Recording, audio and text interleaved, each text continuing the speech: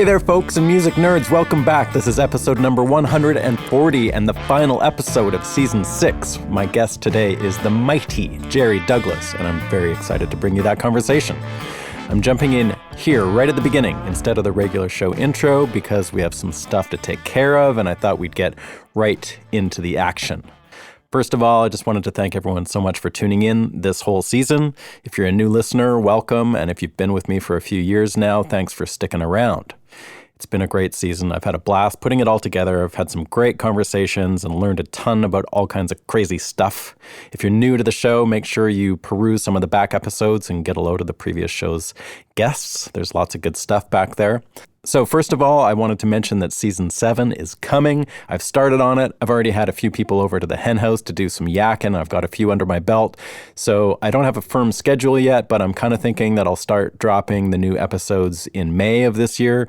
So a couple months from now, the plan would be for them to run through the end of 2023 and maybe wrap up around then completely that next season. I don't know. We'll see. That's the loose plan anyway. So probably a couple months of no episodes, and then in May we'll start up again. I will keep you posted. So there's a few ways this show stays on its feet, and that's basically through sponsors and you guys, the listeners. Costs keep going up to host a website, host the podcast, maintain all that stuff, do the editing, booking, and finalizing of each episode.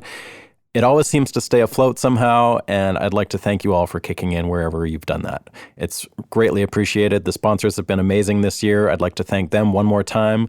So they are Ear Trumpet Labs microphones, which I'm talking into right now, funnily enough.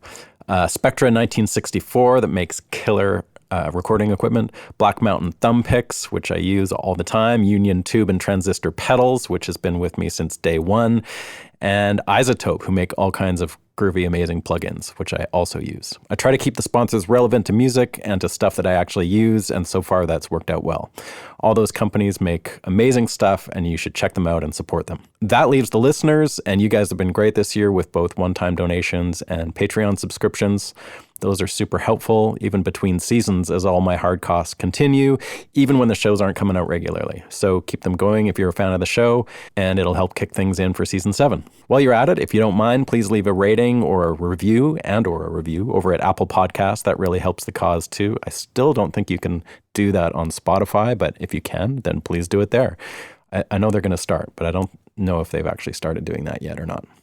I had some new backers this week, and I'd like to thank them now. These are actually from the last few weeks. I got a bit behind on thanking people on the show.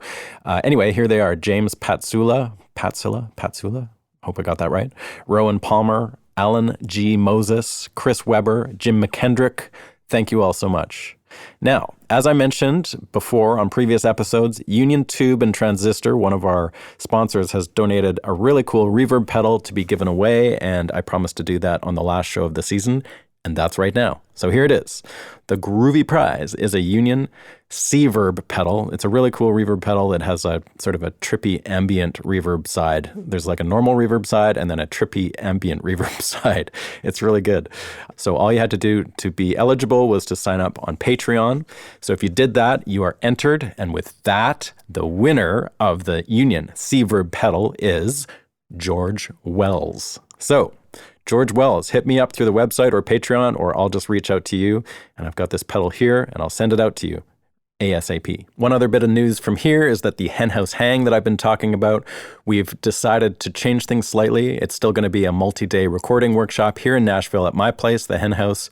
But we're getting a number of inquiries from people who wanted to get their own place or had a friend they could stay with or were from Nashville. And that just wasn't an option. So what we've done is we've taken the accommodations out of the equation and made the whole thing way cheaper. And it leaves you to find your own accommodations, but there's tons of great deals around. And so now it's much more affordable. So if you want to come to Nashville, hang out and take part in this multi-day session and learn a bunch of cool stuff about recording and mixing with me and some friends, it's September 25 through 27, and there's still a couple spots left. All the info for that is at stevedawson.ca. I'm also going out on tour in April and May with my band, just doing a few shows in Western Canada this time. I've got a brand new album out called Eyes Closed Dreaming that you can order now if you're interested, and we're going to be playing music from the 3 records I put out over the last year. So if you're in Western or Central Canada, please come see us. The dates are all on my website now, and tickets are available to there at stevedawson.ca. Okay, I think that's about it. Let's get down to the final episode. Jerry Douglas. He's a total legend and probably needs very little introduction here. But I will say that there's a select few musicians on the planet who have undeniably redefined their instrument. So much so that you can't really play that instrument without being influenced by them, or you draw comparisons to that person, whether you like it or not. Jaco Pastorius comes to mind on the fretless bass, or Jimi Hendrix, or Jeff Beck on the electric guitar. Maybe Mississippi John Hurt or Chet Atkins come to mind as well. And then, of course, on the dobro, Jerry Douglas. He's had an incredibly prolific career, starting in the mid-'70s with The Country Gentlemen and J.D. Crowe, through the groundbreaking group Boone Creek with Ricky Skaggs, and some incredible work with Buck White. That's sort of the early period of Jerry's career before he becomes a session kingpin. And I'm not even going to begin to list his credit highlights because we'd be here all day. But you can look them up if you want. But you may know already. The number of records he's played on is somewhere seemingly around 1,600, which is insane. He's been nominated for 32 Grammys, won 14 of them, and is a 10-time IBMA winner of Dobro Player of the Year. His production credits are amazing too, and that really came to the fore with his work with Alison Krauss in Union Station. Not to mention his recent work with John Hiatt. They made a really cool record together last year. And Molly Tuttle, whose record that just won a Grammy he produced, or co-produced with Molly, I think. Jerry's really active with his own incredible band and continues to produce and tour seemingly nonstop. He's been involved in a ton of dobro innovations as well, which are really interesting and cool. We're going to get into all that stuff and more. So, without further ado, please enjoy my conversation with Jerry Douglas. You just got back from somewhere. Yeah, I've been in the UK for 3 months. 3 months? I just got back. Oh my God, how was that? It's good, but mostly good. Mostly good. Thanks for doing this, man. I appreciate it. I've been hoping to get you on this show for a while, and I've had lots of people that are in your world, but never had a chance to have you on here before. One of the issues that I have when I bring someone like you on is like it's hard to know where to start. I mean, your career's been massive. It's been going for a long time, and also like somebody like you that's kind of redefined the instrument. It's bananas to think of like where it was when you first started and where it's come now. And so I guess a good place to start is like when you were a youngster and starting out, obviously, you know, you had some traditional bluegrass dobro influences that maybe we could talk about, but were you also aware of the limitations of the instrument and aware of, as yourself, trying to push the boundaries of what it could do, or did you just want to play some bluegrass with your pals? Like what was your mindset when you were a kid? Yeah, I had no ideas about limitations or otherwise, you know, about the instrument. I was just trying to learn how to play it within the confines of bluegrass music at that point when I started playing. And there was no one around where I lived that, you know, knew what bluegrass music was, let alone a dobro or, you know, how to tune it or anything like that. So everything was like from grassroots. My dad had a bluegrass band, so he had a banjo player, and we figured, well, the first 4 strings I'll have to be tuned like this. And then I guess we'll just go an octave down from there, like a steel or something. So I think. So you just literally took a guess at how it was supposed to I really did, man. Just like there was nothing like we have now. You know, there was no internet. There was nothing like that, and there were records. There were records, and there were live shows that you could go to, and if you could get close enough, you could see how somebody was playing it and try to figure it out. But the guys in my dad's band were really great to let a 10, 11, 12-year-old kid in. And they were good. They were really good. Yeah. They were just all mill workers. So they had already, you know, sort of cut out their lot in life and had kids and couldn't run off from their families and go hit the roads. So they stayed where they were, but they were good musicians. You got the dogs just like I do. And, that's Ringo. Yeah. But I didn't have a teacher. I didn't have anybody. I mean, I had these guys that would kind of like go, that sounds right. Yeah. So it's interesting then, like you grew up in Ohio. I don't know what part exactly, but it's interesting to me that you ended up with the dobro. Like what drew you to it if there was nobody like saying, hey man, check this out. This is cool. Like take this and tune it this way. If you had none of that, what drew you to it in the first place? Well, it was all Josh Graves' fault. Okay. And Earl Scruggs, those two were my go-to musicians. And, Earl Scruggs first, I remember first being a huge banjo fan, whatever a little kid is I like that. Yeah. I like that one. And but then Josh Graves, I just remember when he played Randy Lynn Rag, there were so many sounds that came out of that guitar during his solo that it still baffles me how he did really? How you do all of that. I mean, I can do it now, but it's just amazing. It's a great instrument. I mean, there are a lot of things you can do with it, and he did kind of all of them in one solo. That's interesting that you point out that one particular one. So that was the one for you that you were just like, holy crap, this is insane. It was just like slash and burn his way through there. There was take no prisoner, this guy. And he just bulldozed his way through this solo. And it's incredible, what he did. I mean, even now for somebody to come up with a solo that was that well constructed, that had all the elements of how you play this funny looking guitar, right? All of them in it, is amazing to me.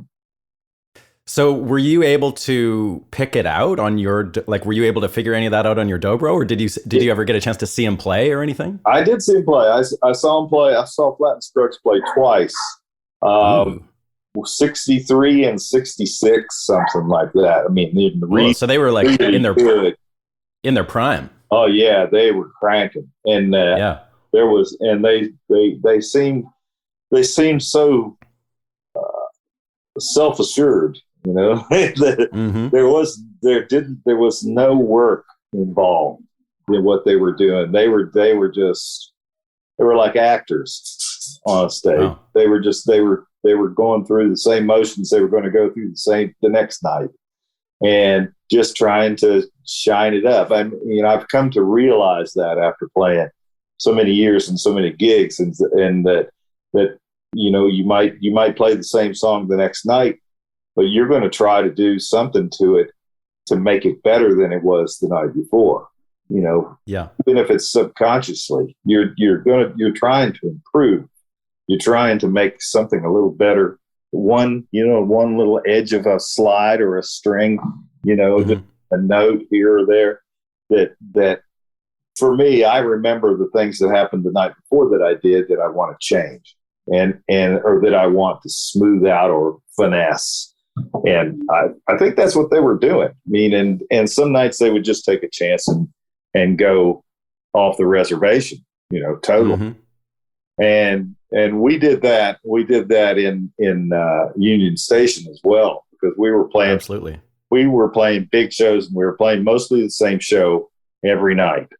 So every night was, you played. It sounded a lot better than a record eventually, because we had all the chances to flush out all the little tiny parts, the little hidden parts, and so we just shined those things every night, and they got a little bit better. But I remember on Tuesday nights, I kind of plotted out Tuesday nights as my night that I would just not do that. Not really.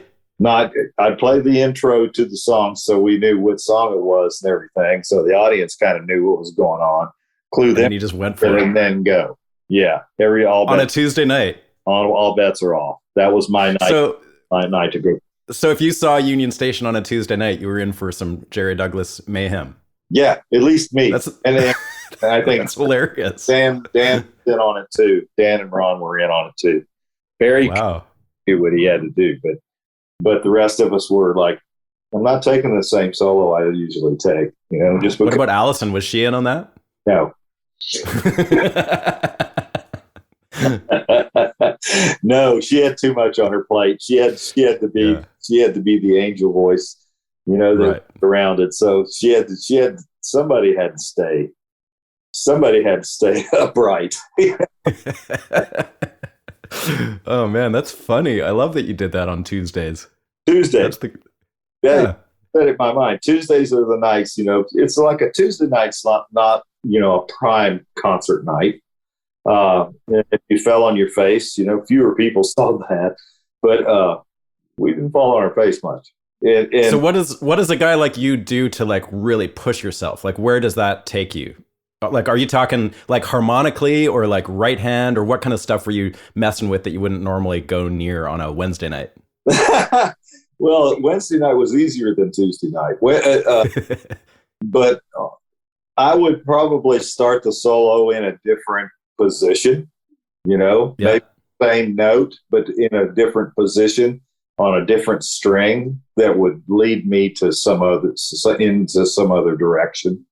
But I love melody, so I'll always come back to the melody at some point and re-interject that back in there so we all know where we are. Otherwise, it was like, don't listen to me. Okay, don't listen to what I'm playing. Just play your part. Don't listen to me because I'm going to do something. I'm not sure what I'm going to do. That's so cool. And then did you find that for the rest of the week that you would be influenced by like weird things that you might have done on the Tuesday free for all? Yeah, Wednesday and Thursday were still things going through my head that hadn't cleared out on Tuesday. Yeah. That's so cool, man. I've never heard of anyone doing that. That's really cool. You have to when you do that many shows. You have to let yourself go at some point. You can't just do it all to entertain the audience. You have to entertain yourself, or they're not going to be entertained. Right. And we were up there having a blast. Playing this music that we loved, and that translates to the audience. But then here comes Tuesday night, and it's like, it's like all of a sudden you're on a sled instead. Yeah. Yeah. Did Allison ever clue into that? Did she ever go, "Hey guys, that was pretty out there tonight"? Well, we never talked about it.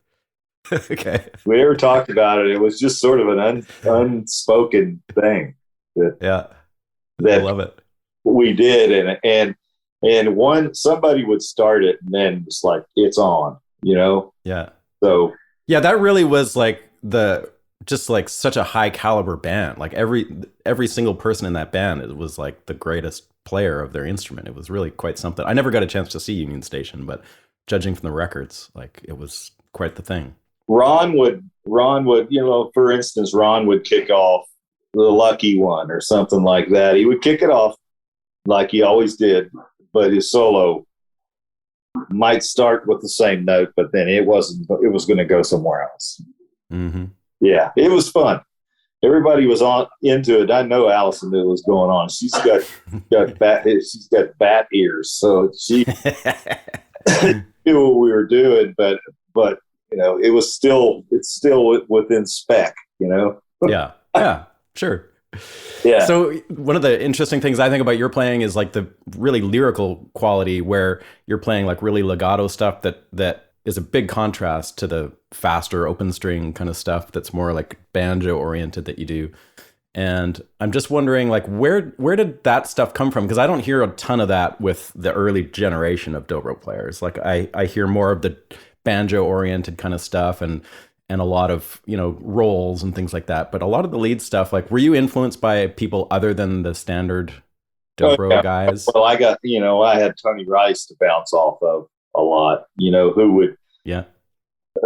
who introduced me more to the jazz genre, and because when I was he playing stuff for you that you hadn't been exposed to? He was just, sure. Yeah. I'd go out to record with Tony, and we would stay up all night and listen to Miles Davis and Eric Dolphy and all these major heavy jazz cats, and then you would kind of go away from that with this whole different slant on what's possible, Mm-hmm. And with Tony, and listening to Django Reinhardt, listening to Earl,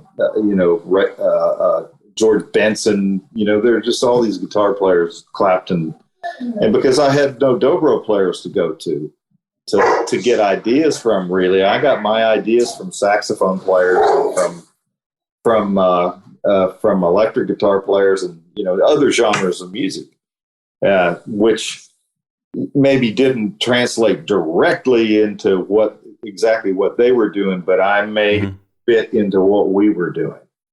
Yeah, right. Phrasing techniques and things like that, just to kind of like give the, instead of bam, bam, bam, bam, bam, bam, it's like bam, bam, bam, bam, bam, bam, bam, it's yeah. like, give it a breath somewhere and let it give it, and it was sort of like, take a look this way, which is the best direction to go. It's like, yeah, it's visual as well. So, music is a wonderful thing.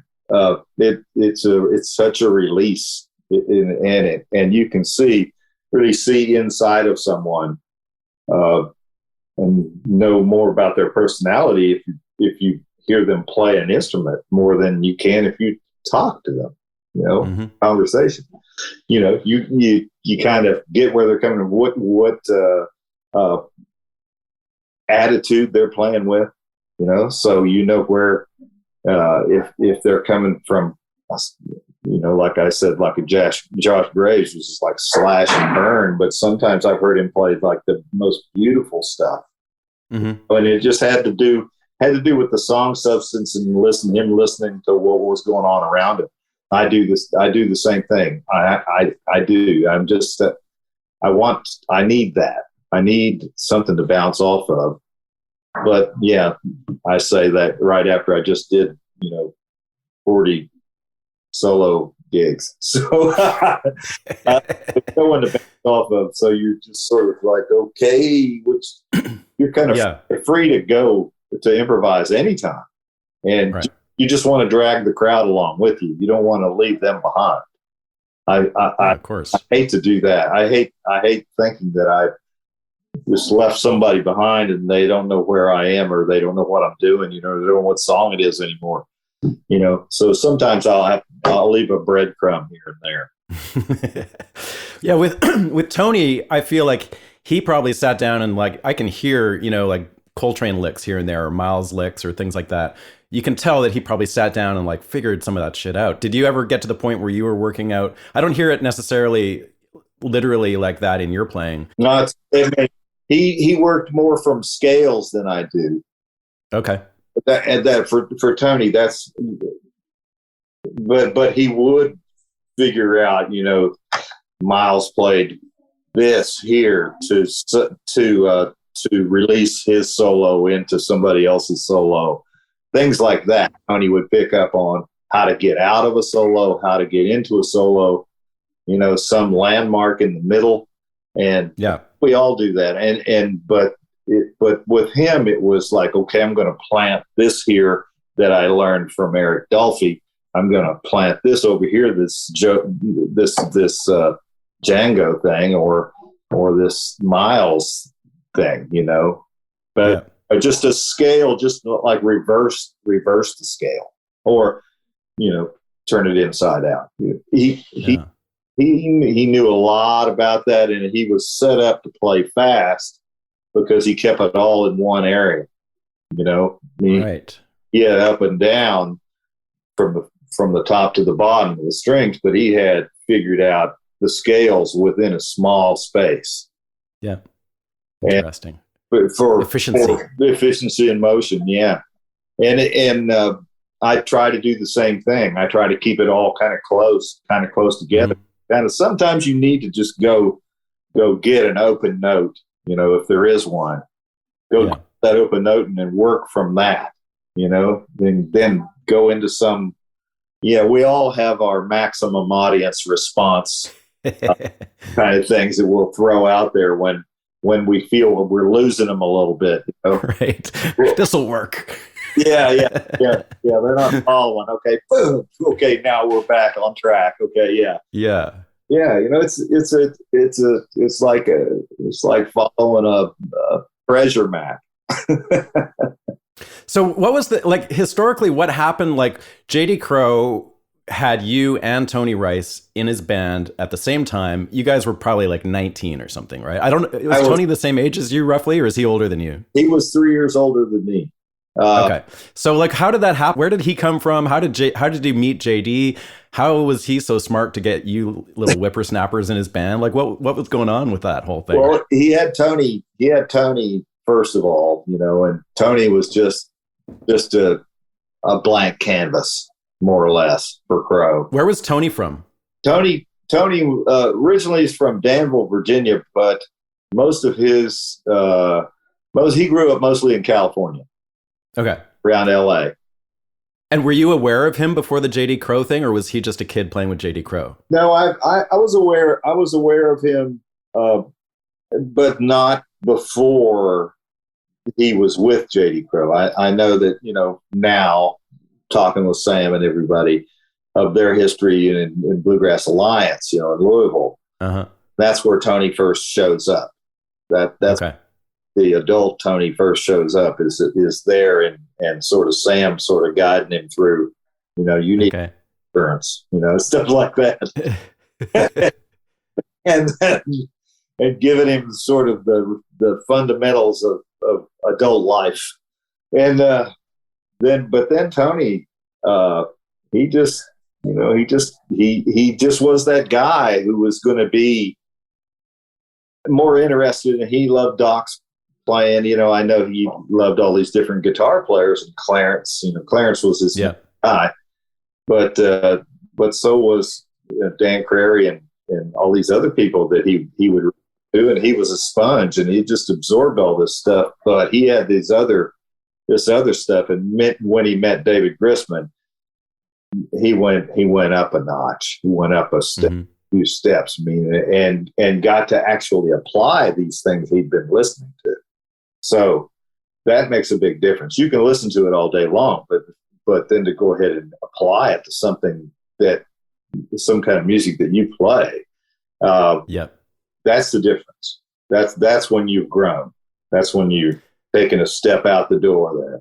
And so what was that scene like? Like when you guys were both with JD Crowe, were you playing like festivals and touring all over the place, or was it pretty regional, or like what was the original lineup situation? And also was he like he must have been a pretty nurturing band leader and letting you guys rip and stuff, right? Like was that a big part?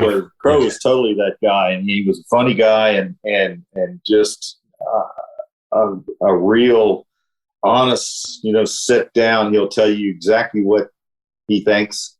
And there's no pulling punches, anything like that. He just was a straight up guy. I never had a cross word with JD Crowe ever in my life, ever knowing JD. Loved that guy. And I came into that band. I mean, that was a step up for me. That was a step up in my musical education from the Country Gentlemen, playing music that they were doing. And at one point here, they were that band. And then this is just how the evolution of all of this is going. And then came along Mike Aldridge playing with the Seldom Scene and playing these songs, different kinds of songs that didn't have to be breakneck speeds, but he came up with sort of modern pop dobro kind of thing. He reinvented it, but way before I did. And I just took the fiddle tunes and the faster tunes, and then figured out all the other stuff, clued into what Mike was doing. And I had nobody to listen to besides Mike and Josh Graves. That was kind of it that were really going to teach me something.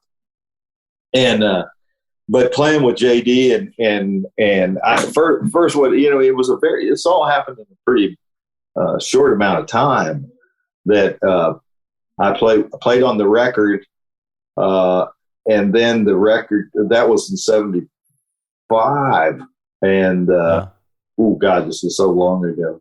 But it is so long ago. yeah.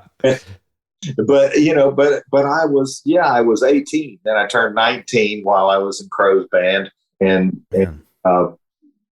we were just all so young and ready for whatever. What did you learn about recording? Because those recordings are so good, and they really stand up as like, they don't sound dated or shitty or anything. Like, they just sound like a great band playing really well. Was it pretty simply done, those records, or like, did you learn stuff about making records in those early recordings? I had no idea what they were going to record, but okay. I was getting used to being in the studio. It's a different world, and I love it there. Because you get another chance, right? and I've become a pretty good editor too. But it was it was all analog tape machine, 2-track, 2-inch 16 track at Track Studios there in Silver Springs, where we recorded that record. And what state? Silver Springs, Maryland. Maryland. Okay. We were right outside, right inside the Beltway in DC. Yeah. But that's where the scene had been. Seldom Scene had been recording there. Okay. And kind of where it was a bluegrass friendly recording studio. Yeah. That had the right kind of microphones and an engineer that kind of knew where to place the microphones. Because I hadn't been in the studio that much, I didn't know exactly where the microphone should go, but I had a pretty good idea that it didn't go all the way up front where all the bass was, and it didn't go all the way to the back where all the treble was. You want to find, if you only had one microphone to use, you want to find the best spot on your instrument where the sound was coming out, the best mix of the sound of your instrument. Because, we all guitars and mandolins and violins, I guess, have one great big spot where you can cover them. But when it gets to banjos and dobros, things like that have metal and wood, you got to search around a little bit to find the sweet spot. And then I got into stereo miking, finding, just completely encapsulating the whole sound, getting on the perimeters of each of those two sounds that I wanted to get and putting them together. Yeah. And that way you could pan, you could do things. Right. Make it real wide. Whatever you wanted, wherever you wanted to put it, or you wanted it to be concentrated. But that's stuff that I learned, starting in there. I think the first record I ever made was in New York City at Vanguard Studios with the Country Gentlemen, and I stayed in the Chelsea Hotel. Cool. There's an experience for you. I was 16. Oh, shit. First time I'd ever flown, first time I'd been to New York City, first time I'd recorded. It was all like mind blowing. And at the same time, I'm staying there, a couple of years later, Sid Vicious is there, and I think Andy Warhol was there at the time. And a guy I met later, Sandy Bull, who was at one time a huge guy, part of the great folk scare of the 60s. He was involved in that, but he was a junkie, and he was living upstairs in Chelsea. That's where you go when you're messed up and you're in New York and you need some shit. That's why they put us in that's why they put us in that hotel, I suppose. But I didn't leave that street. I ate at the same restaurant every day. I mean, I wasn't there but like 3 or 4 days. It seems like we were there for 2 weeks, but because of so much input. New York City, the first time you go there is you can either be scary or exciting, whichever way you want to go with it. Yeah. And I decided to go the scary line that time, but since then I'm all over it. I love New York City. I love a place like that. Me too. But so it was a big step for me to go from that to Crow. But one of the reasons I did it was because Ricky Skaggs and I were both in the Country Gentlemen together. And Larry Rice quit JD's band, and Ricky took that position. And he said, JD, you know, some of these songs would sound good with Dobro on them. And JD was like, I don't know if we want to somebody from outside the band, you know, or another instrument or anything like that. But I got in and I was only going to play on like 2 songs, but I ended up playing on like 8 or 9. So I think I won him over. And I think you passed the audition. I think I passed the audition, and then wasn't long after that at all that I moved to Lexington and joined the band. Oh, okay. And so that's where you started Boone Creek with Ricky Skaggs, was it? Yeah, because we were I was only in the JD Crowe band from a couple of years, right? June 1st to sometime in September when we came back from Japan, and it was all over. Tony was going to work with David Grisman, and Ricky and I always wanted to start a band. Keith Whitley was going to be in that band, and Mark and some other guys, but Ricky and I were the only ones that ended up being in the band and getting other guys to take the places of the ringers that we had all set up, you know. Right. So, yeah. So what was the idea with Boone Creek? Like, were you guys deliberately trying to be like a younger generation of players that were, you know, making a statement? As far as, we didn't write, so we had all of these older songs, but we give them this different bend, you know. We took what we knew from, you know, all these other musics that we've been listening to, and interjected those things in it. Plus we had an electric bass for the first time, so that kind of loosened things up a little bit. That probably pissed some people off, eh? Pissed a lot of people off, and but that didn't seem to last very long. You know, after they caught on to what we were actually doing, then they were kind of okay with all the rest of it. You know, but we built quite a fan base. You know, in the short period of time that we were together for like 2.5, 3 years, and I went from there. What happened? Like, what happened to that band?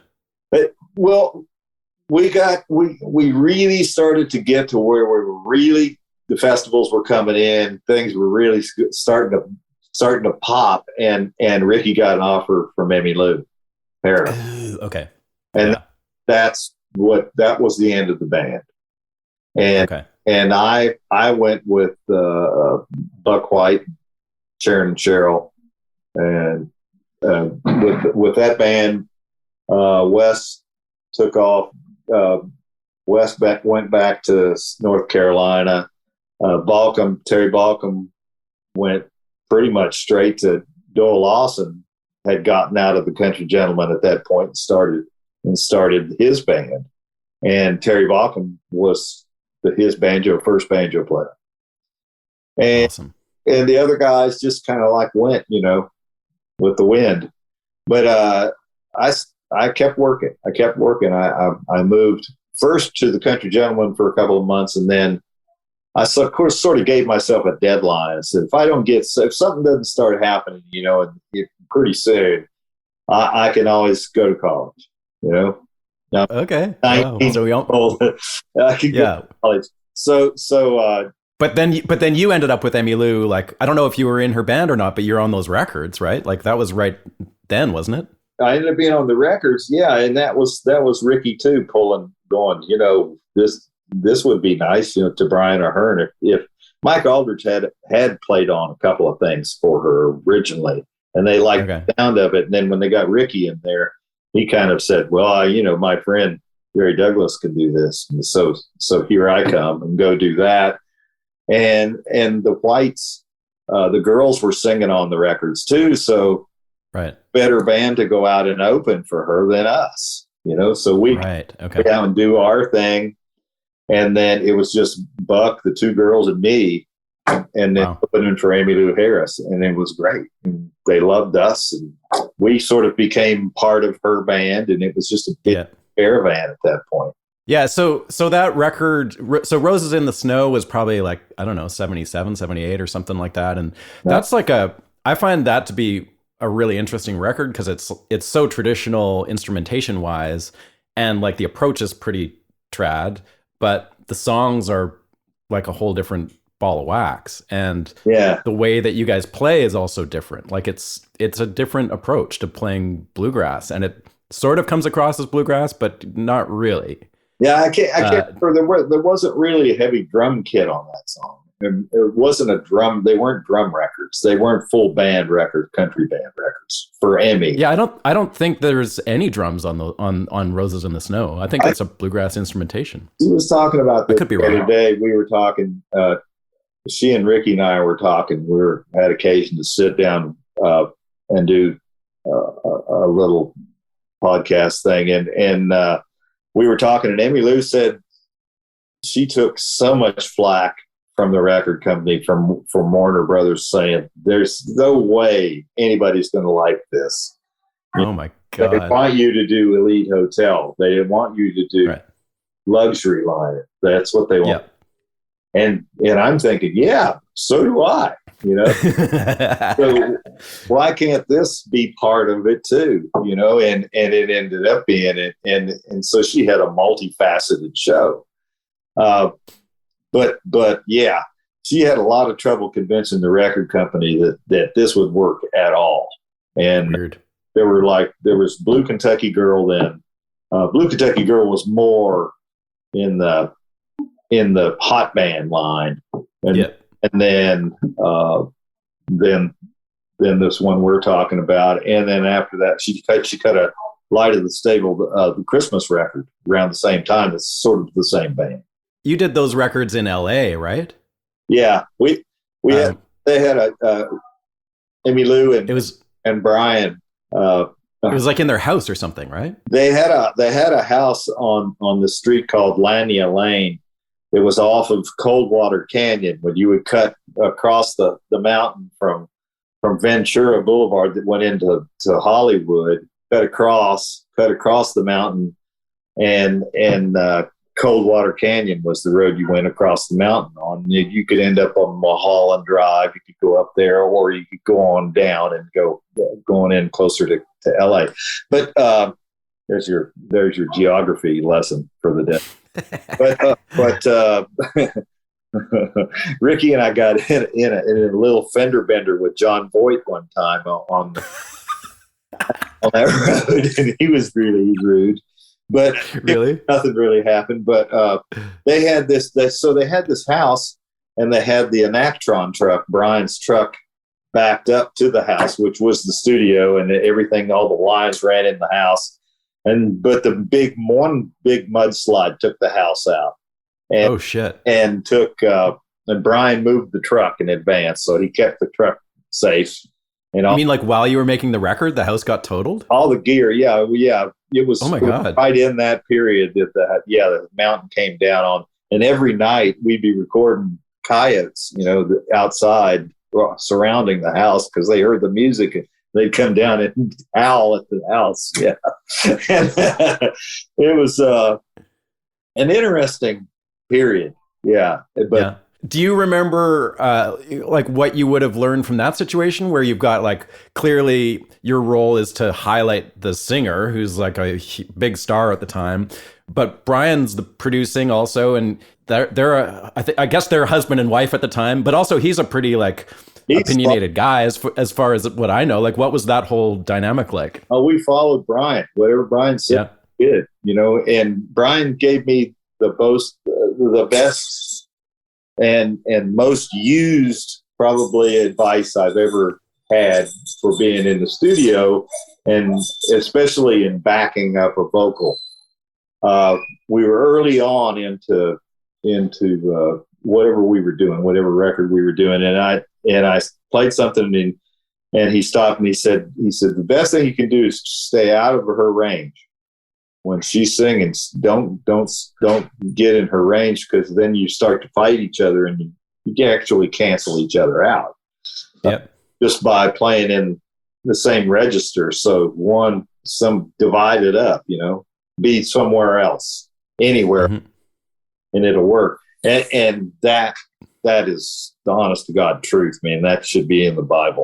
I mean, don't play on the top of the female singer. At that time, were you like, oh my God, yeah, I am totally doing that, I need to change? Or were you already like thinking that way? I already kind of thought that way, but it was just one situation where I got in there and he just reaffirmed it for me that you don't do that. I mean, that you're painting. I mean, it's like you're an artist and you're surrounding this thing and you don't want to detract from it. You want to enhance it. Is what you really want to do. You might want to play a harmony against it, even on a couple of notes, which ghosts sounds like another person when a dobro does it. But and Ricky had a really good fiddle thing going on where you had a viola between two violins, and it was like a fiddle sandwich kind of thing. That was really if you go back and listen to those records, when you hear the fiddle solos, you hear all these three, and it's like, oh wow, well, three is better than one. Gets the point across.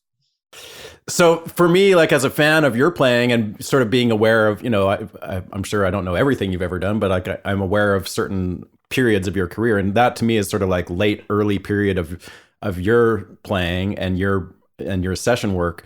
Do you remember what you were playing like guitar wise and how you were miking it back in those days? Because that for me is like a real high point of how the dobro sounds on those Emmylou records is spectacular. That was a guitar. I think the first things I played on her records was an old dobro.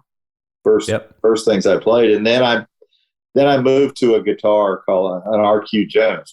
Rudy Jones, a guy out in Oklahoma in the middle of nowhere, was building the next version of a dobro guitar. When would that have been that you hooked up with him? 79, 80. Okay. And I think I got that guitar in 80 and used that guitar all the way up to 87, 88 when I started using Tim Shearhorn guitars. So what did the RQ Jones give you that you weren't getting from an old dobro? It was multi-voiced. It had more voices. It had more of a singing high end, and it was constructed differently, where it didn't have like Dobros brand Dobros have a in the body of the guitar have a sound well that's built into the guitar, and Rudy Jones took that out and put support posts like are in violins and basses. Yeah. To transmit the sound from the top to the bottom and let this air move in. It's just, he said, think of it like water, air, the music, all the air is moving in the guitar like water would, or light would be reflected. It's moving now. Oh, interesting. And so he built a guitar that had posts inside, sound posts inside of it, instead of this round barrel that had holes in it that would let the sound out, but didn't truly disperse the sound that's coming off the underside of that cone. It's right. pretty difficult instrument to describe how it works, but all of the bass is up in the top chamber of the guitar, where the screens are. Now, and then I started popping the screen out on the treble side because I knew that's where all the bass from the guitar came. So I would get the microphone, I'd pop that screen, I'd get more bass from the guitar, and I could then get between, find my sweet spot of the cover plate and the screen. And because that screen was open, there was more bass, so I could move back into the treble a little bit more, an edge, Or it depended on the track. If the track was really thick, I wanted a thinner sound. If the track was wide open, woody instruments, on the track, I would. Did you keep the screens on hand and like pop them in and out depending on what you were looking for? Yeah. Oh, cool. Yeah, I mean, it was just another way of instead of moving my chair, pop a screen and there's more low end. And if I needed more low end for my solo or for my backup or something, I would lean to that, Right. And sometimes, this huge, beautiful bass note would come out of the guitar instead of it being sort of damped down. But I keep the screens in the guitar when I'm playing it live. Most people have just pulled the screens completely, but I think there's a use for those. I think they sort of disperse the bass a little bit and make it a little There's some compression. There's some compression there, and it kind of holds it together. It kind of holds it into a uniform sound. And when you start popping screens, right, you're messing with the design, a little bit. Yeah. But if you know what you're doing, you can even make it work. Right. And that's what so when I started popping the screens, then I started noticing everybody's popping their screens now. So they're like, do I play a trick on them and put them back in, or what do I do? And but that's just the way it went. And now put toilet paper over them, and suddenly everyone's got toilet paper over them. Yeah, so like put toilet paper over an NS10, a monitor. We used to do that. Yamaha came out with these great speakers. Man. For near field speakers, but the tweeter was too bright, so we put we take a couple sheets of Kleenex or toilet paper and paste it over that tweeter, and it brought it back within normal specs, where you could listen to it longer.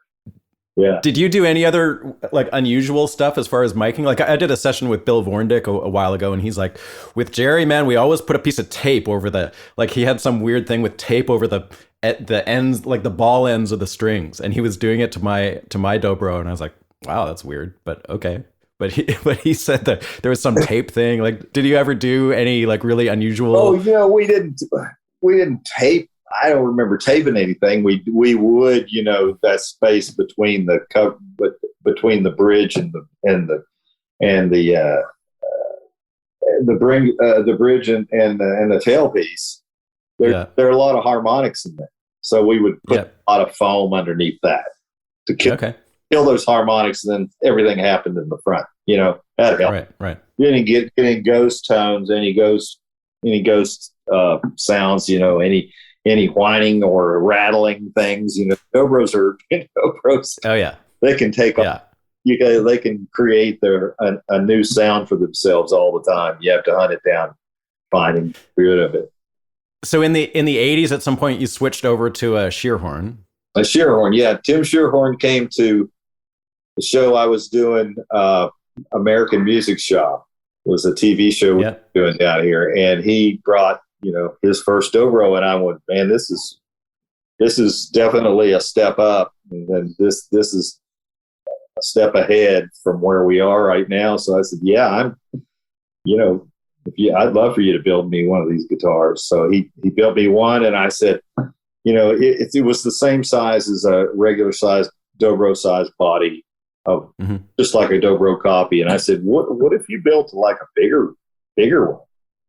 You can build a guitar this small that sounds as good. If you build a bigger guitar, not a full size Dreadnought guitar, not that big, but take what you're doing to the inside of the guitar, and just make the whole guitar bigger, but keep your and deeper too, or the same depth. Deeper, thicker, and just a bigger body, just more sound. And it worked.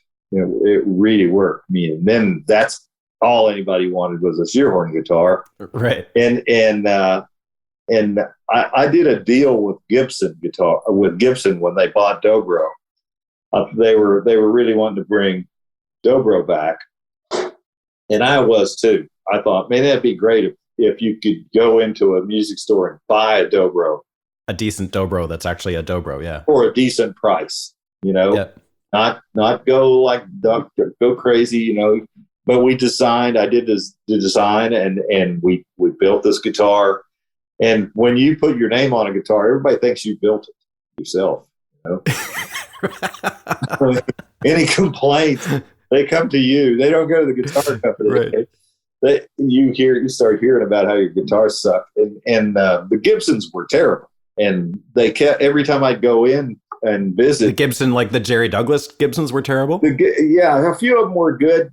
I'd teach a guy how to set it up, and then they'd take him to the electric department, and then put some new guy in there who'd never seen a dobro before. And it just kept happening. And I was getting complaints. Your guitars, man, really? That's you? You did that? So I got a divorce from Gibson. But I was looking for somebody to do a signature guitar, and Tim wasn't really. He was at that point kind of trying to slow down, and I wanted to speed up. And it's just man operation, and it wasn't going to happen. So I went to Paul Beard, who was building bigger body guitars. He was building the one for Mike Aldridge that was amazing. It sounded like a piano. This thing was huge sounding. And so I went to Paul and we talked about, designs and stuff on the inside and stuff like that. And we produced a signature model guitar. And we've got two. And that's what you're currently playing. Yeah. I'm playing a Blackbeard right now. The original guitar that he and I designed together was made out of this Sapelli, this mahogany that was very, very had a lot of figure in it. Had a quilted effect. You could see down into the grain of this guitar. It's a beautiful guitar, beautiful wood, and so we only had enough wood to make 50 of those. Okay. So we started making, and I said, the first dobro I ever saw, must have been like a dobro trainer or something, because it had no binding on it. It was black, and it had a red fingerboard. And he said, a red fingerboard? Nobody wants that. I said, yeah, I do. I do. So that like not red wood, but like red, like painted red. You mean? No, the dobro may have been painted red, but this we just took some mahogany or some kind of wood and stained it to where it stained it very reddish looking. Cool. Different from the guitar is totally black, but it's translucent finish, so you can still see the grain, but it's black, and we called that a Blackbeard. And that's the biggest selling guitar he has still. Okay. After all the time. So, and I love it. And then we started doing. Then I put this hip shot thing on it where I could change the tunings instead of taking two guitars with me. I could just take one guitar. And so are there individual switches where you're flicking them in to change the tuning of the entire guitar, or is it just one thing? There was one. There's just one. There was a trilogy. Okay. I had a trilogy, and you could get 3 tunings out of the trilogy. Yeah, really. But it's slow. If you want to change to a different, that third tuning, you're going to be there for a couple seconds. Just remembered which ones to pull of those 6. Right. But this is one lever. And it changes everything from a G, normal G dobro tuning to a drop D. Open drop D. So that bottom string drops from G all the way down to D, and it comes up in tune every time. And it does it compensate the other strings too? Yeah, well, there are individual tuning, little tuning on each string back on the hip shot. So amazing. If you open it up and that D string is too sharp, you can give it a little bit more slack back here, or you can tighten it down. You can tune it down. You can tune the string up or down. Yeah. It's not a hard thing. I mean, it's just Dave Borzoff, this guy, just designed. He said it was the first thing he designed. And he threw it in the corner, didn't think anybody'd ever use it. I said, go get it. The other really cool innovation you have is the Aura system that Are you still using that? The Yeah. Jerry Douglas Aura? Yeah. Yeah. I have a funny story about that. I was playing at the Vancouver Island Music Festival up in Comox, and you were there, and I can't remember even who you were playing with, but you did a dobro workshop. My friend Ivan Rosenberg was on it, and a couple other people were there. And I think you went last, like out of, it was like one of those sort of round robin workshop things. And Ivan played and somebody else played, and they're all playing into mics, and it sounds windy and airy and nice. And then you come out with your thing plugged into a twin and just fucking rip it, right? And it's wicked and it sounds amazing, but it's like 10 times louder than anyone else. And then, like, I was standing backstage watching. You turn to Ivan after that, and everyone's going crazy. And you turn to Ivan and you go, "You got to get loud, man." Well, it did give you. It did. That was the whole reason for the Aura setup, was to be able to compete with Telecasters, and electric instruments. You at a certain point you suffer because you're playing a hollow guitar. They're playing solid wood guitars or that aren't feeding back and going crazy inside, going, "What's this sound? What's that?"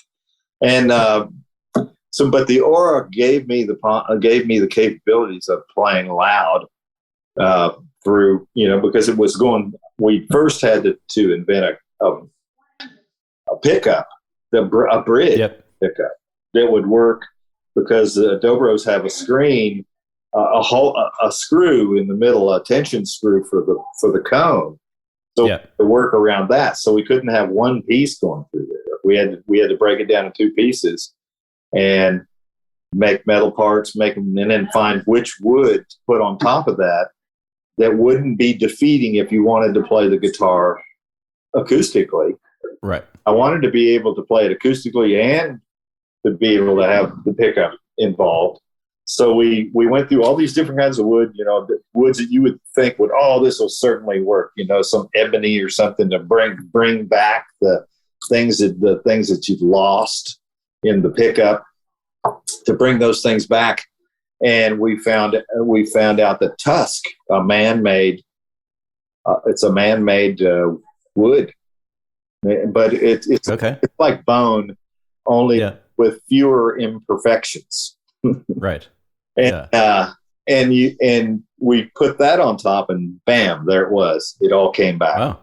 And so that took care of the pickup part. But as far as like the electronics, the modeling part, that's an incredible feat of engineering. Like I have one, and it's like, it solves all my problems of like playing live, because it's just like, it sounds wicked. Yeah, it does. And you can jack it up, and if you're going with, no amp on stage, I feel like if I'm running ears all the time on stage, I'm playing with, just for instance, I just finished this tour with Tommy Emmanuel, who plays just guitar, and his guitar is plugged. The hole is plugged, and he's got side fills and he's got. It's massive, right? It's huge.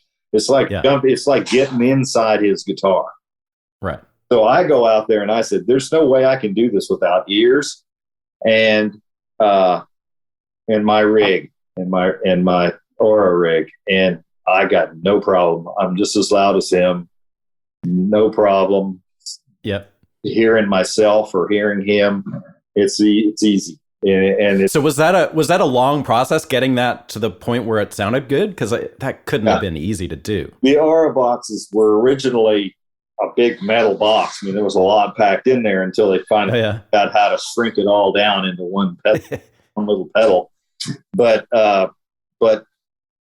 Larry Fishman actually came to Bill Vorndix, and we put up we took a whole bunch of Bill's mics, and not all of them at the same time. Oh, thank you. You're welcome. And not all at the same time. Like Fishman was doing a thing where they bundle a whole bunch of mics, and then you just play, and it would give you it would use that. And we didn't do that. We'd use one mic at a time, and get the Vorndix has an incredible collection of really great microphones, really great vintage Neumanns and 251s, Telefunkens, everything.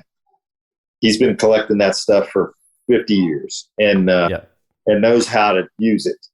That's the difference. And but there was I had Larry Fishman there with the app that changed. Would take I'd play into the microphone, and we take the pickup signal at the same time, and then the pickup signal would start emulating the mic sound. Wow. And it was just the same way. They matched. And crazy. And we did them at different heights. We did it 6 inches, 12 inches, 8 inches, drop D tunings, all these different tunings. And then I had like 100 of these samples to go through. 100. They don't call them samples. They call them whatever they call their samples. And yeah. Because you're not triggering a sample. That's the amazing thing about the technology is you're not triggering a sound. It's just altering your sound to give it a different. It's like EQ. You're using the microphones, all the different microphones, like you would an EQ. And so we even recorded. They said, well, we need to put an SM57 in there. I went, isn't that what we're trying to get away from? and they said, some people like the sound of it, and okay, there are going to be 16 samples, 16 impressions on here, and it's number 16. That's the SM. That's the 57. That's the end. Yeah, when all else is gone. SM57 is a microphone made by Shure that you can hammer nails with and then gig with. Yep. Yeah, it's a beautiful thing. It is. It's an amazing thing, and it's been around forever. Presidents, everybody all over the world is using the Shure 57 everywhere. Yeah, and then at 58 with the ball mic on it. But we did the first microphone in the whole Aura is a U67, which is my favorite recording microphone. Okay. And then the third one is an RCA 77, which is nice and warm and nice ribbon mic. And nice big ribbon mic, yeah. And that's the one I use on stage the most. The third one. And if I need to, I find that if I need to cut through the band more, I'll go to the 67 number 1, and it gives me high end that gets me up over the top of the drums or the whatever it is pinging up there in that zone. And I found those to be my 2 first go-tos, to try to EQ myself into the band. Right. Interesting. Yeah. That's how I think of those microphones. All those different. You can get it comes with tells you which each one of those 16 what microphone and at what level we were at, how far away from the guitar we were. Right. And I found them, I use them more as EQ and then thinking of them as microphones. Do you still use a mic on stage or not really? No. Don't need to. If I'm doing a solo show where I'm just kind of staying in the same place all the time, I'll put a mic up just to catch the ambient sound off the dobro, and it helps. It's a good sound. I mean, that's why I wanted to play it in the first place. It's the way it sounded. Yeah. And I do use a microphone in that situation. I sing a little bit, so I've got some kind of microphone up there. But mainly, I wanted freedom. I wanted to be able to walk around on the stage like an electric guitar player. I didn't want to stand an amp. I didn't want to stand. I mean, there was no amp. I didn't use an amp, and then I could go wireless. I didn't do. All bets are off. I did. Yeah. Then you can walk out into the crowd and do it. Yeah. So it's I'm not too much into that. But I'll step crowd surfing. I'll step on the stage in these days anyway. And the Aura is an amazing advancement. I mean, people keep trying to come up with something else that does it. And there is what is it? It's got a name, and I keep wanting to call it an Oscar, but it's not an Oscar. It's a Do you mean like the Kemper or something? Oh, the Kemper is great. I just found I'm into the Kemper, and I'm also into one called a Rev. Right. Yeah. Got a bunch of different cabinets in it, but that's more for electric lap steels kind. Yeah. Because and I'm getting off getting out of context here, but the mainly the stomp boxes you buy out there on the market are not made for acoustic instruments. No, they're made to read an electric guitar or an electric instrument feed, and so I'm really looking for, I'm really like, who can build the best fuzz box for, or big muff for a dobro. yeah Do that. That's what you need, because they react differently. They're different, and they change your tone. They do all kinds of crazy things to your tone if you have to go back and fix it later. And they're good to have, because after you've played dobro for about 40 years, you kind of want to hear something else.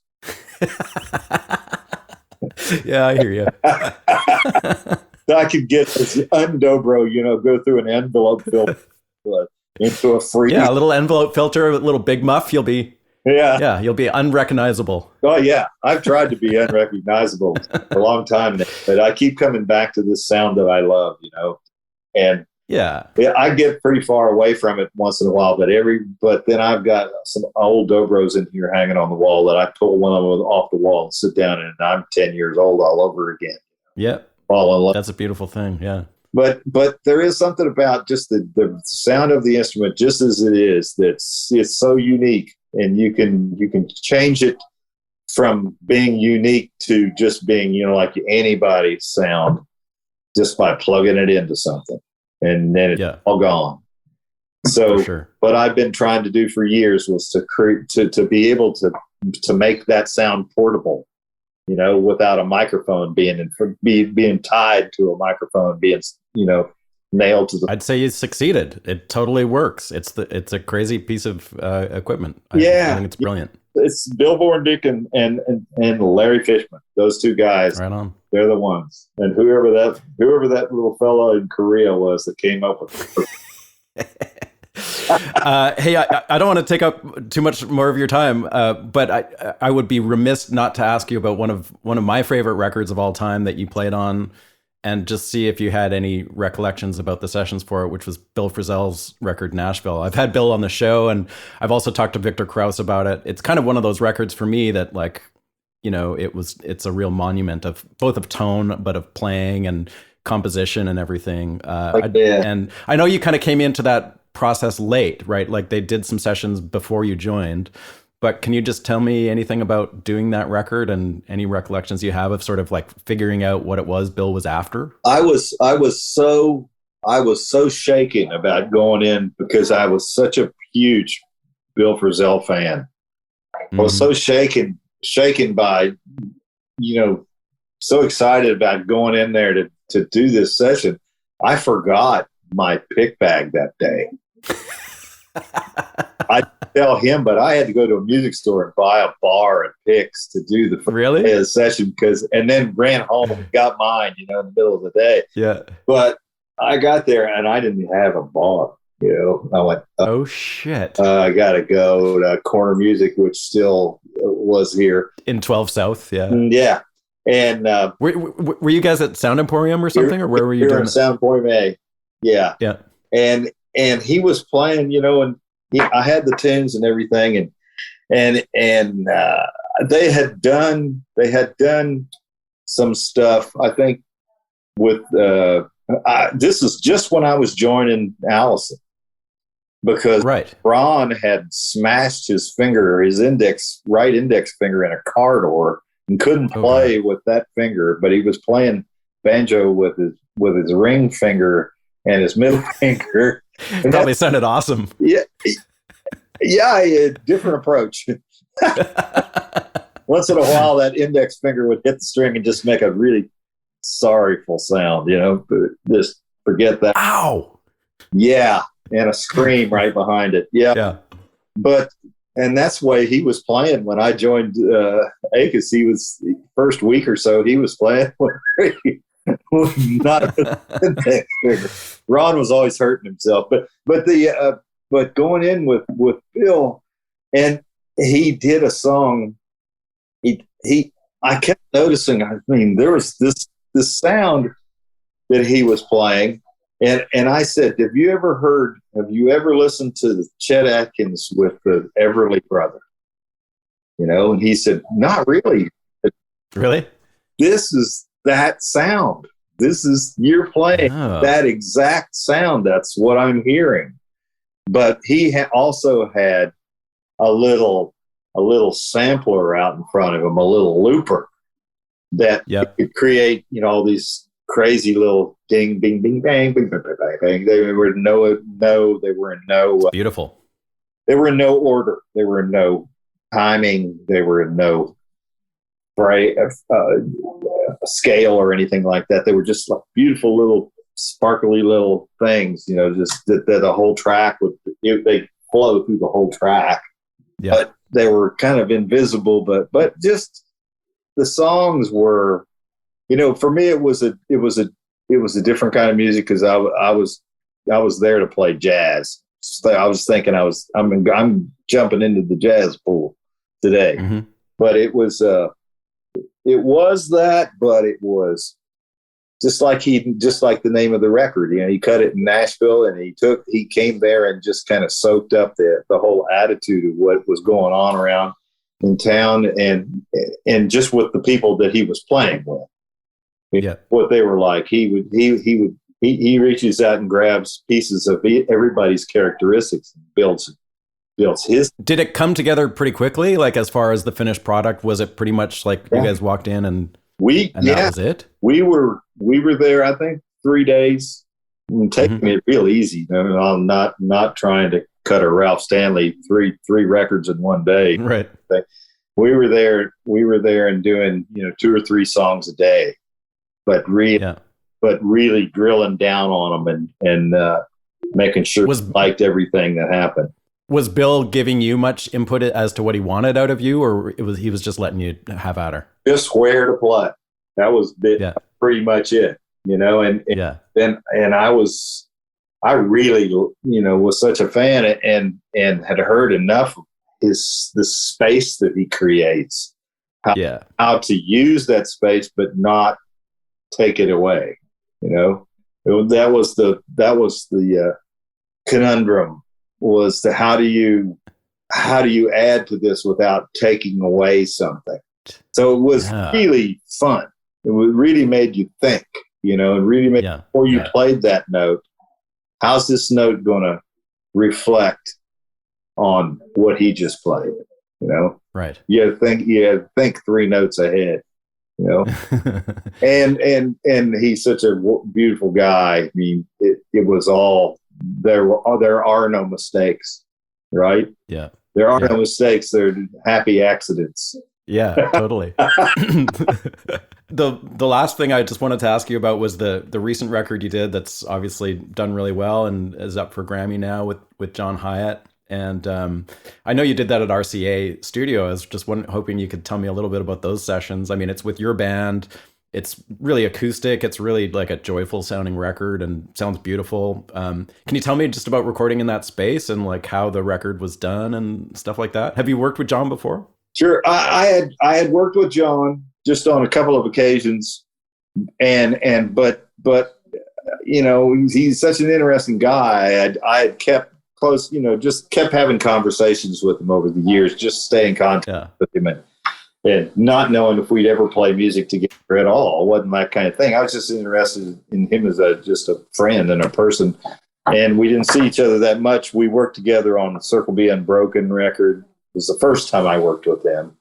Oh, he's on that? He wrote a song and Rosanne Cash sang the song. Oh. And but he was there and Rosanne was singing.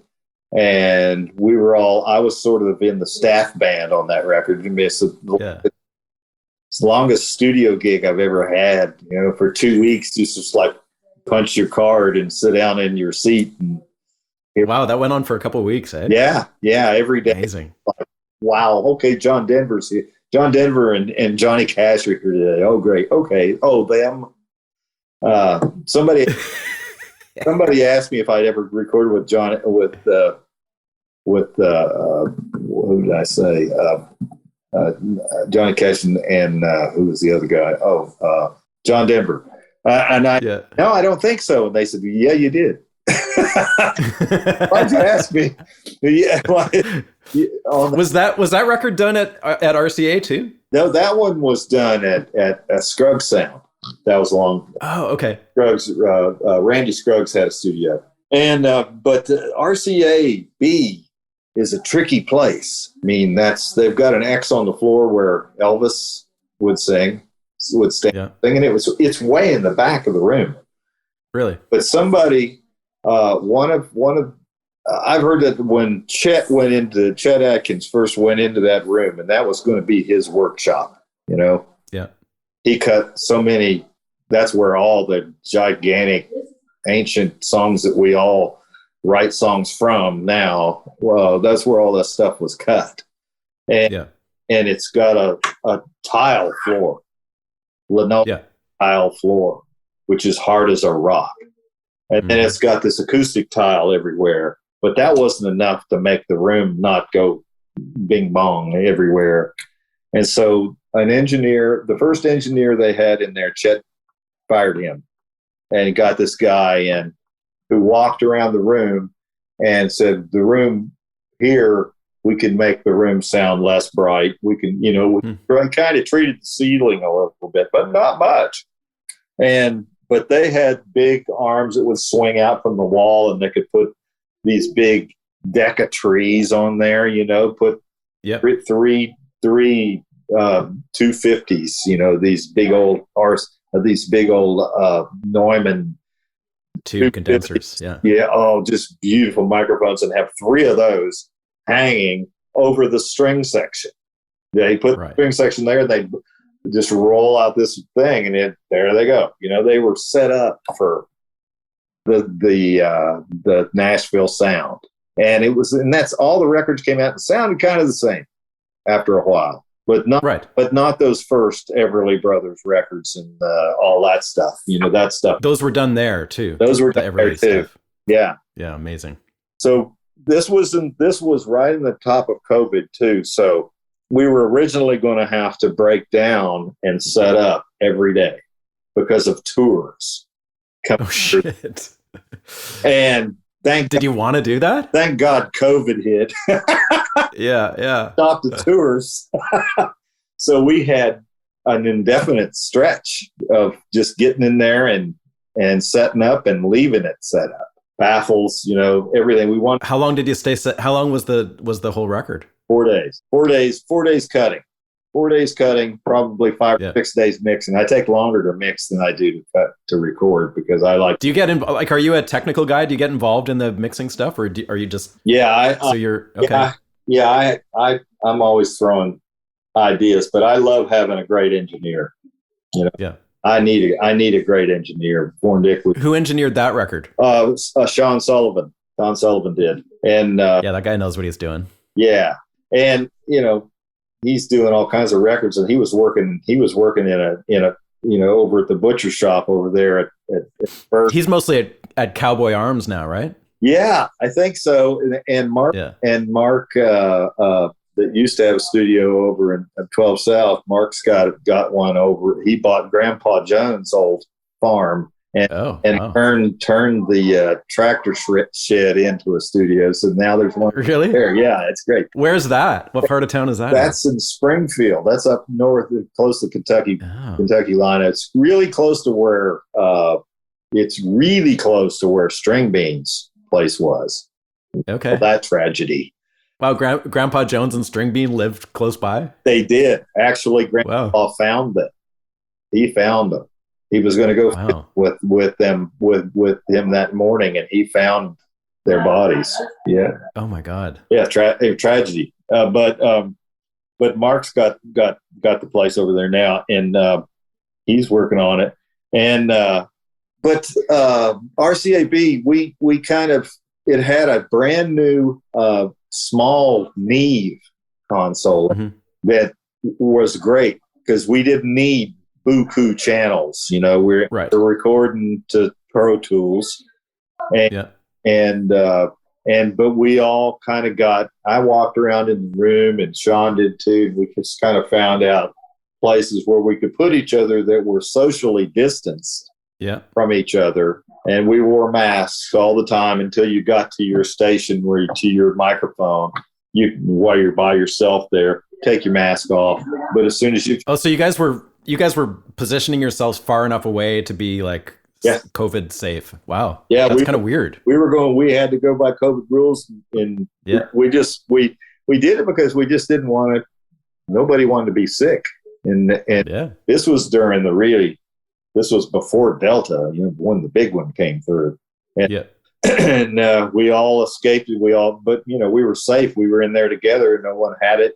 We tested once in a while, but everything was fine. So you were probably on headphones then to be able to hear stuff properly. Yeah. We were on headphones because we did have baffles up so to prevent some bleed. The dobro was and the vocal and the guitar were going down at the same time. So there was no repairing that. Right. But we just did takes. We like 3 or 4 takes of each song. And I did some full band playing live. Full band all the way. Yeah. And no drum. Right. He didn't want, when we first were talking about this, he said, I'd like to do it without drums. He said, I'd like to do it kind of raw. And I said, that's fine. We have a great drummer in our band, but he'll sit out, and we all come from a bluegrass background where if we hear a place for rhythm, one of us will do it. We'll do it. Yeah. It's needed somewhere. It's going to happen. So it did. I mean, Lily Hyatt came in one day and she said, "Who's playing drums?" And I said, "There's no drums." She said, "There's drums." And I said, "No, there are no drums." Between the bass, the bass and me chopping or it's all covered. Also, the fiddle chopping or the fiddle. And Christian played so much great stuff on that record. He's killer on that record, man. He's great. Yeah. There's some little hidden stuff. There's stuff floating around that I didn't even know he did it until I was mixing, until I was really able to zero in on everybody. Yeah. That little Neve console did a great job. Were there any issues that you came across when you were in the mixing process? Like as far as how the room affected the ensemble? Like was there any weirdness that? Yeah, definitely. That room has a sound and you cannot take it off. And right. So you use it. You use it. Yeah. It sounds amazing. Like it sounds like a certain space. I don't know the room because I've only been through it like on a tour or whatever, but I can imagine that that record is a pretty good to be in there at night, Yeah. Because there's no one really out and you're in the studio that everybody's dead. But they're still there. They're going, you shouldn't play that note right there. Yeah, don't do that. Yeah. But it was kind of creepy to be in there late at night. We'd kind of knock off when it got dark, and then yeah. But we were all sort of down in the area, in the part of the room, in the bottom of the room, sort of closer to the control room. Mm-hmm. And John was sitting where we could all see John because we're all queuing from John, and then. Yep. Next to him, Christian was over here. Fiddle was Christian was over here. Electric guitar was here, and I was sort of between electric and the bass. Yeah, but I could have done it without phones. I could have, but it was just better hearing the whole thing, hearing the sounds. Yeah, but the room has a sound of its own. Like the studios around town, that I can hear on a record. I can tell where. That part of it was cut anyway. Right. A drum. That's cool. And you want a certain drum sound, you go over to there's a place over on Iris over in Berry Hill. There's a place if drums are cut in there, they have this sound. And RCA has a sound. It's tile floor. You can't get away from it. Right. You put as many carpets down as you want to, but it's still there. So we didn't even try to defeat the rain. Was John just pulling out new songs, or was it like, had you guys rehearsed and arranged the music before you went in? Well, John, as it turned out, had just moved before we started this record. He had just moved into my neighborhood, and it's sort of a musical neighborhood. It's in Westmead, and John lives less than a mile from me. So I would go over to John's, and we'd go through songs, and he sent me a bunch of songs, and when he sent me, Burning the Burning Sun, that hit me so hard. I said, "Is this real?" And he said, "Yeah, that happened. That's my brother. That's what happened." Wow. And all the songs are sort of autobiographical. And even Mississippi Phone Booth. But yet he'd explain them to me, and I'd take them home and just kind of like lay all that out and try to. I was even at that point thinking about what order this stuff goes in. Wow, cool. I just started. That's early for that. Looking at a bigger picture, so I could kind of move on and have that done. Yeah. So I did that. I knew that Light of the Burning Sun was not going to start the record or end it. But what was going to kick right off the top, and how we end this thing, what's this journey, what's this wave that records, if you still listen to a record from the beginning. I do. Most people don't, I know. Most people pick it, they don't buy a whole record in. But I do. I buy them and listen to them because I want to see what else is there, not just the hit. I'm with you, man. I want to see what made the hit so good. Yeah. So we would study those things, and I'd say 3 or 4 trips over to his house and studying what he gave me and trying to figure out how my band could do this. I knew that my band could do this and could make this sound. We'd have a uniform sound. We're planning a tour. No brainer. Let's go this way. Let's go this route. I've got all the faith in the world in the guys that are playing with me that they can make things. Totally. And it turned out great. And it's done all this. It's up for a Grammy. We did a documentary thing, and that won a film festival the other day. So we got all. Oh, really? Oh, wow. I haven't heard about that. Cool. Yeah, we got a bunch of stuff going on. Yeah, right on. And you're doing some more touring with him, or are you kind of done with that for now? Well, that's sort of out there. Still out there as a possibility. And so we did it.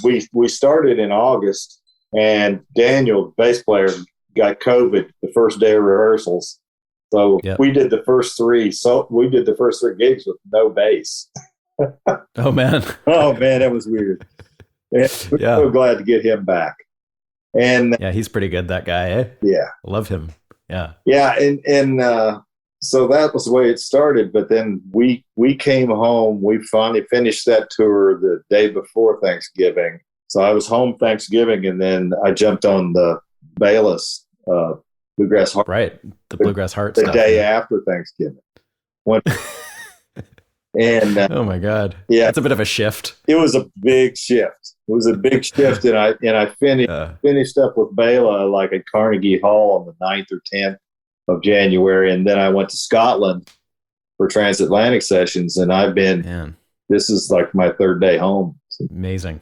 So, you're not slowing down anytime soon. Re-entry, no, there's plenty to do. There's plenty to do. Yeah. I had to cancel a couple of things. I knew I wasn't going to be able to do the Little Feat show, and there's a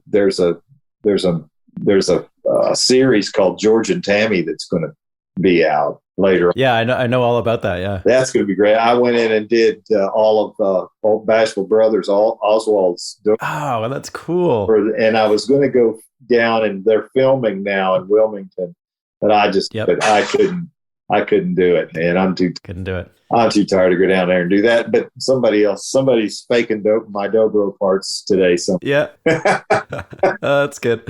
Yeah, I'm buddies with Jay Belleros, so he told me about those sessions happening. Yeah, for the soundtrack for it anyway. Yeah, we worked with T-Bone, man. We're back with T-Bone's back, and So we've been working on that, and that's going to be good. Michael Shannon and all. Yeah, it's going to be. They're great actors in it. It ought to be. Yeah. I can't wait to see it. It's what's her head playing Tammy? God, what's her name? Yeah, I can't remember who's playing it, but it's somebody good, somebody really good. Yeah, I remember it. Well, Jerry, thanks, man. I could talk to you all day, but I'll let you run here. And thank you so much for talking to me and sure, man, setting this up, man. I really appreciate it. Hope to see you one of these days around town. And, yeah, it's just a real treat to talk to you. I'm such a fan. I'm going to be around. Oh, thanks. I'm going to be around a while. I've got some stuff to do. Allison's making noise again, so so we're going to be working, sort of experimenting around a little bit with ACUS, but see what Union Station 2.0. Yeah, I said, hey, this could be a reunion tour at this point. Yeah, or do a farewell tour. Don't we make more money that way? Yeah, totally. One time, Tim O'Brien's mother. He said something about Bob Dylan playing in town. She said, "Didn't they break up?" He said, "Yeah, they're getting back together. Reunion tours pay more." Yeah, man. I think Kiss is doing their 12th final show this year. Those poor guys, man. We ACUS, we opened up for Kiss in Oslo one time. What? We opened up for Kiss, and we took a picture with them. And during the picture, one of what's his names? The bass players. One of the Gene Simmons. One of these big thorns on his shoulder hit Barry right in the corner of the eye, and we were threatening to sue Kiss for a while. As we watched his eye change different colors, every day. We were on a tour in Europe, and it was one of the best tours I've ever been on. But yeah, we ended up somehow opening up in Oslo for Kiss. What band that you were in opened for Kiss? ACUS. Holy shit. That's funny, man. Wow, I would love to see that. Oh, well. You didn't sit in, I guess. Crazy, man. There's all these people standing in the rain, in the mud, with their Kiss makeup on, singing every word to every Alison Krauss song we did. It was nuts. But wow. It's a good memory. Life is full of crazy stuff, isn't it?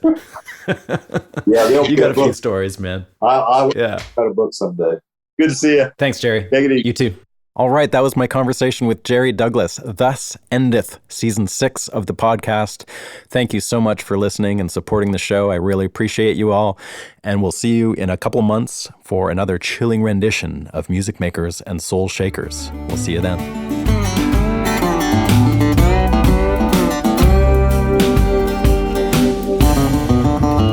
Music Makers and Soul Shakers is produced at the Hen House Studio in Nashville, Tennessee by Steve Dawson. Please remember to subscribe to the show and follow us on Instagram, Facebook, and YouTube. You can find more info on this episode, including show notes and an audio playlist at makersandShakerspodcast.com. Thanks again to our amazing sponsors this season, Ear Trumpet Labs, Union Tube and Transistor, Black Mountain Picks, Isotope, and Spectra 1964. Thanks for listening, and we'll see you next time.